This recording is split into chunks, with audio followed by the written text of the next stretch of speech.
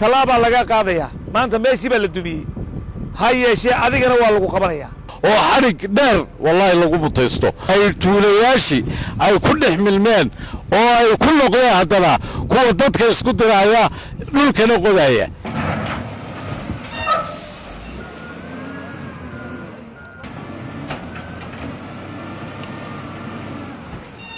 وسفر شقو isugu jiray Galahaad maalin Sawaal galab Carrow iyo Guure wafdi ballaaran uu hogaaminayo gudoomiyaha gobolka Togdheer Maxamuud Cali Saleebaan Ramaax gudida nabadgelyada gobolka Togdheer maamulaha wasaaradda deegaanka gobolka Togdheer qaar kamid ah xildhibaanada golaha deegaanka Burco ayaa safar shaqo oo la dagaalanka deegaamaysiga sharci darrada ah ugu baxay qaar kamid ah degmooyinka iyo deegaanada hawdka gobolka Togdheer oo ay kamid ahaayeen Waraabe iyo Nasiye Harada Hadlada Langalooley Qabri Gorod Bale aw Cali kuwaas oo laga sameeyay deegaamaysi iyo barkado sharci darra barasaabka gobolka Togdheer Maxamuud Cali Saleebaan Ramaax taliyaha qaybta booliska gobolka Togdheer Gaashaanle Sare Cali Maxamed Faarax kusimaha taliyaha ciidanka militariga ee gobolka Togdheer Gaashaanle Sare Cismaan Deeriye maamulaha wasaaradda deegaanka iyo isbeddelka cimilada gobolka Togdheer Cabdilaahi xildhibaan Cabdiqani Cabdilaahi iyo sidoo kale xildhibaan Axmed Ducaale oo kamid ah golaha deegaanka Burco lagana soo doortay degmooyinkan iyo deegaanadani ayaa howlgalkan qayb ka ahaa mas'uuliyiintani dhammaanba waxay dhulka la simeen deegaamaysigii iyo barkadihii sharci darrada ahaa ee laga qoday degmooyinkaasi iyo deegaanadaasi waxaanay shacabka fareen isla markaana ku adkeeyeen inaan la ogolayn deegaamayn cusub iyo barkado si sharci darro ah loo qoto cidii samaysaana sharciga la horgeyn doono howlgalkii la dagaalanka deegaamaynta cusub waxaanu harada iyo boodley iyo gorayo xun iyo daahirogle dhexdooda ka bilownay barkadaasi oo biyeysan oon ahayn waa dhulkii xoolo daaqeenka ahaa howlgalkanna waa 11 meelood oo la mid ah iyada iyo mid kale ayuunbaa biyeysan kuwii biyeysnaa ayaanu ugu horeynay nin walba waxaanu leenahay sii furfuro inta aan cagaftu ku soo gaadhin bil walba 5 maalmood bay wareegi doonaan ciidanka arkaysaan waxa la ilaalinayaa deegaanka ballantii annagoo fulinayna waxaanu leenahay dadweynaha jamhuuriyadda Soomaaliland dhammaantood khaasatan qurba jooga oo lu leh deegaamaynta cusub had iyo jeeraale qurba joog ayaa lacag lagaga cunaa lagaga urursadaa waxaan idin faraynaa in deegaamaynta cusub ay mamnuuc tahay khaasatan gobolka Togdheer oo ah gobolkii xoolaha halkaan joognaa Burco imika waxay u jirtaa 80 kiiloomitir bay Burco u jirtaa sidaa daraadeed waa wax aad loola yaabo in dhulkii xooluhu inoogu noolaayeen inuu ku nooleeyeen nafteenaba ahayd deegaamayn cusub oo 2 kiiloomitir isu jirta laga jeexo waa tii ugu horeysay Waraabe waan soo marnay 8 tuulaan soo marno kale waanu wada maraynaa ciidankana uu joogayaa wuxuu heegan u yahay ciidankani inuu gaarka ayo waxaan aad iyo aad ugu mahadnaqayaa wasiirka deegaanka oo isla shalayba soo diray cagaftiina soo gaarsiiyay oo xilligii aanu qabanay runtii ka soo gaarsiiyay annaguna wanaga howlgabkii iyo waajibaadkii qaranayna saarnaa ku bilownay waxaan joognaa 3 tuulo dhexdood harada eeg iyo meesha lagu yiraahdo gorayo xumaha waxa aan u joognaa deegaamaysiin cusub oo laga sameeyay meesha lagu yiraahdo halka dhexdhexaadka ah intii kala guurkii iyo campaign-ku socday kullay maalmaha kamid ah la soo sheegay marka waxaan war meel geel caruuri qaaday ma dheere inta kala guurku ka faa'iideysanaya hadhow ba laga aasi doonaa marka waxa aan mar labaad iyo mar saddexaad baa u mahad celinayaa dawladda cusub ee dhalatay ee madaxweynaha Cabdiraxmaan Maxamed Cabdilaahi hormuudka loogu yahay iyo barasaabka gobolka Togdheer taliyaha qaybta marka maanta waxaan joognaa meeshii barkada laga qoday iyo baraayo kala fara badan waxaan go'aansanay in uu wasaqo mulkiilihiina la qaatay maadaama uu qalad ku sameeyay lamana la xidhin lamana dhibin asagoo mahadsan ayuu barkada aasay oo uu go'aan ka qaatay waxaana nala socdaa oo nala jooga wasaaradda deegaanka iyo cimilada oo maamulo Cabdilaahi nagala socdo. waxaan joognaa degmada Duruqsi gaar ahaan tuulada Harada galbeedkeedaan joognaa iyo boodhay dhexdooda halkaasoo laga sameeyey magaaleyn iyo barkado qodis iyo hawlo deegaanka khilaafsan. marka waxaan aad iyo aad ugu mahadnaqayaa runtii wasiirka wasaaradda deegaanka oo cagaftaa shaqaynaysa shalay soo diray Hargeysa ka soo diray ay xalay tababar catimi maantana taa ay shaqaynaysa ay tahay aad iyo aad baan wasiirka wasaaradda deegaanka ugu mahadnaqayaa. waxaan kaloo mahadnaqayaa barasaabka gobolka iyo taliyaha qaybta iyo dhammaanba ciidamada bilayska oo hawshan gacanta koobaad ku leh. runtii waxaan fursaddan uga faa'iidaysanayaa dadweynaha ku dhaqan gobolka Togdheer. waxaanu nahay gobolkii xoolaha dad xoolo dhaqataa baynu nahay ma nihin dad beeralaya. dhulkii waa la wada ootay waa la wada qoday waa la wada magaalaynayaa arrintaasina inama dhaqayso. waxaan tale ku soo jeedinayaa oo aan uga digayaa dhammaan dadweynaha gobolka Togdheer ku dhaqan kow in magaalooyinka ay mamnuuc tahay in magaalo la sameeyo deegaan cusub la sameeyo inay tahay mamnuuc barkado balliyo iyo tuulooyin cusub iyo dhulka la xidhanayo daaqeynka la leeyahay waxa laga sameeyaa beero. dhammaan dadweynaha gobolka Togdheer waxaan uga digaynaa inay waxyaabaha facaa'ilka adag ee ka soo horjeeda daaqeynka iyo xoolaha ay ku kacaan. ciidii ku kacda waxaanu ka qaadi doonaa tallaabo adag oo sharciga waafaqsan. aad iyo aad ugu mahadnaqayaa madaxweynaha Jamhuuriyadda Soomaaliland Cabdiraxmaan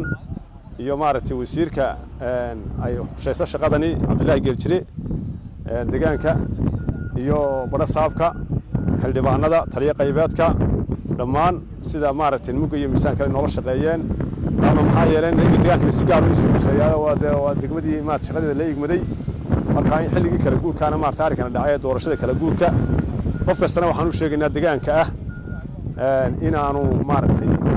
deegaamin cusub ay xidhan yihiin. waxaan joognaa degmadii Nasiye halkan dabadayda waxa ka aragtaan dab baxaya oo ood gubanaysa oodaas waxa weeyaan dhul la ootay oo aan banaynay barasaabkii taliyay qaybta guddiga nabadgelyada xildhibaanadii maayirkii degmada Nasiye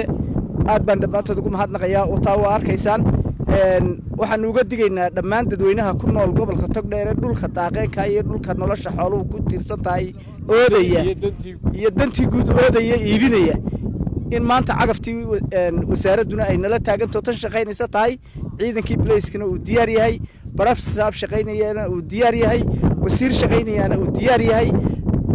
cid baxsan doonta oo meel ay ku baxsanayso ama meel ay ooday ama meel ay iibinayso ama meel ay xidhanayso ku baxsanaysa ma jirto dadweynaha ku bushaaraysteen. 15 baan fulinaynaa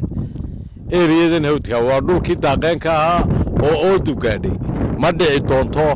waxaan ilaahay ka rajaynayaa inay dadka ka waantoobaan oo qurba joog ka waantoobo meel aanay waxba ku qabsanaynin oo la iibsado oo ay dadkuna madaxa iskula galaan. danta guud waanu ilaalinaynaa anagoo fulinaynaa sharciyadii dalka aan cidna ku xadgudbaynin. waxaanu ilaalinaynaa seerayaashii waxaanu ilaalinaynaa deegaamo cusub inaan la samaynin. waa arkayseen baraago buuxa oo biyo ku jiraan oo jiilaal bilaabmay ayaanu ku bilownay. bac baanan ogolaanayn geed baanan ogolaanayn tiir meel laga taagaa baanan ogolaanayn. haydi ka nabadgalo dhulka daaqsameedkii haddii kale shabaqlayaashii iyo ciidankii waa diyaar. waxaan aad iyo aad u hambalyaynayaa xukuumadda oo ay howlahani ka mid yihiin 100 cisho waxyaabaha ay soo bandhigi doonto ee in laga qabanayo. aan rajaynayna gobolada kalena inay sidayadaas oo kale runtii ku dhaqaaqaan oo aynu fulino awaamirtii dawliga ahayd. hawshani waa hawl ammaan bay ku salaysan tahay. marka meel la qodo meel kale la qodo ammaankii bay wax u dhimaysaa. ammaankuna wuxuu u baahan yahay in la ilaaliyo. intaa la sheegay meel muxuu ahaa mushkiladii nagaga hortimid ma jirto ilaa iminkana si wanaagsan bay u socotaa. aad iyo aad baan ugu mahadcelinaya xildhibaanada nala socda iyo saraakiisha nala socota iyo barasaabkaba aad baan ugu mahadcelinaya. waxaan fariin dheer u dirayaa dadweynaha ama dadka waxaan muxuu ahaa xalaashaday. waxaan leeyahay tallaabaa laga qaadayaa maanta meeshii baa la dumiyey ha yeeshee adigana waa lagu qabanayaa. adiguna waxaa tahay eedaysane la raadinayo ama la qaban doono gal baan u samaynay. waxaa sameeyey gal baa u yaallaa meeluu joogo mar aanu qabannaba waa qaban doonnaa haddii alla ka dhigo isagana maxkamad baanu saaraynaa marka waxaan leeyahay dadweynaha xoolo dhaqatada iyo dadka waxgaradkaa ka waantooma meel aad isku qodaan oo dabadna mid kalena meel qodo dabadna ay isku dhacdaan oo geeri iyo dhibaato ka timaado waxaan ammaanka iyo nabadgelyadaan u adkaynayaa wax weeye oo nagu celcelinayaa waa noloshii weeye neefkaa xoolihii wuxuu u baahan yahay meel u daaqo neefkaa xoolihii wuxuu doonaya meel ku nasto adigu waxaad u baahantahay geed aad ku ood harsato ammaanka iyo nabadgelyaday ku salaysan tahay waananu sii wadi doonaa buliis ahaan waananu garab taagannahay obereeshinkan iyo kuwa la midkaaba waanu garab taagnaan doonnaa anigu waxaan idin leeyahay obereeshinkaasi istaagi maayo maalin walba waa la wadaya bilaysku wuu shaqaynayaa annagu milatari baanu nahay bilayskaannu xoojinaynaa dembiilayaasha waannu qabqabanaynaa kuwa degaamaynta samaynaya waxa sharci baa laga dejiyey sharcigaasubbaa la waafajinayaa qodobbaa laga dejiyey dawladda dhexe soo saartay qodobbadaasubbaa la waafajinayaa nin walowba ku talagal hadhib ha isu geysan waxaana dadweynaha reer somalilan ama degaanka jiidan jooga waxaan u sheegayaa soo sheega qofka noocaasoo kale samaynaya howlgalkan wuxuu soo bilaabmay shalay 6dii subaxnimo 3dii bisha maantana waa 4tii bisha oo runtii isugu jiray kallahaad maalin sawaal galab carrow iyo guureba sidaa xildhibaanku uu sheegay waa aragtaan wataa waa birkad noocaasa biyaasnayd waxa ayaan darraa sibirkiina waa ka dul yaalla waxa ayaan darraa ninka xoolo dhaqatada ee isaga xoolihiisii halkay daaqayaan laga weerayo waa ayaan darro waa meeshii 11aad waxaa noo hadhay 2 meelood oo kale imika intaannu hayno oo iyana aan mari doonno oo ku noqon doona 13 howlgalkaa ballaaran oo badhasaabka hogaaminayo iyo taliyaha qaybta iyo taliyaha militariga qaybta 12aad sidaa ayuu ahaa qorshihiisu insha allah biidmillaahi kariim inta hadhayna nabadgelyo iyo si ammaana ayaan u soo maraynaa kula dhammayn doonaa waxaan joognaa goob ka mid a goobihii astasnayd ee loogu talagalay in socdaalkan badhasaabka hogaaminayo wax lagaga soo qabto dhuldaaqaynteed dadku ay samaysteen ee ay tuulooyinka iyo baraagaha yareeree 2 mitir iyo 3 mitir ka sameeyeen waxaan u sheegaynaa kuwii biyeysnaa kuwa halkaa biyihii ay rugmanayaan ee cagafta la geliyey biyihii lagu shubay ee weliba gacankii looma saarin baraagtaas gacankii waana la biyeeyey marka caqligeenna qofka bini'aadmiga dacaayi maayo waxaa qodobka labaad ee aan halkan ugu darayaa mid dambe oo ama dhagax ama jaajuur lagu baxlaynayo oo halkan laga arki karaa ama ka soo bixi kartaa ma jirto deegaankan waa deegaan dhuldaaqsimeeda waxaana hormuud noogu ahayd oo qorshahan iyo nidaamkan wasaaradda deegaanka iyo cimilada halkaasoo uu maamulihii marayo waxaan u sheegayaa waa howlgalkii 11aad ee saaka bilowgii aanu bilownay ilaa xalayta ilaa shalay aanu wadnay kii 12aad qaar badan oo kalena imikaanu maraynaa waxaan idiin sheegayaa sibirka waa kaa rag baa odhan doonaa barkad samaysan oo biyeysan ayaa la dumiyey oo sharciyad haysata cid sharci u bixin kartaa ma jirto digreeto madaxweyne ayuunbaa dhulkan daaqsimeenkaa lagu degi karaa oo baahi keento laakiin maanta saxaabaddaas sibirka waa kaa qoyan waa arkayseen jaajuurkii waa taa halkii qaldadda lagu samaynayey waxaa leedahay saaxiibbaday deegaanka aynu wada ilaashanno ninkii qaldanna meel aan uga soo wada jeedno nin walbana sidaasaan leeyahay maaha wax cid gaara lagu tilmaamayo 13 meelood ayaa la qoday meesha kalena way nagu dhowdahay iyana waan gelaynaa qaar biyeysan oo biyo booyadu ku shubtay waa 3 mitir waa lagu xalaalaynayaa ma yeeli doono mana yeelayo inta gobolka joogo fulintoodii hor u taalla baanu imi ninowna ay isku khasaarayn baanu leenahay ninka weliba waxaad ka dambayn doontaa in cuqubo lagu mutaysto oo xadhig dheer wallaahi lagu mutaysto mahadso mane warbaahinta qaranka Somaliland Burco.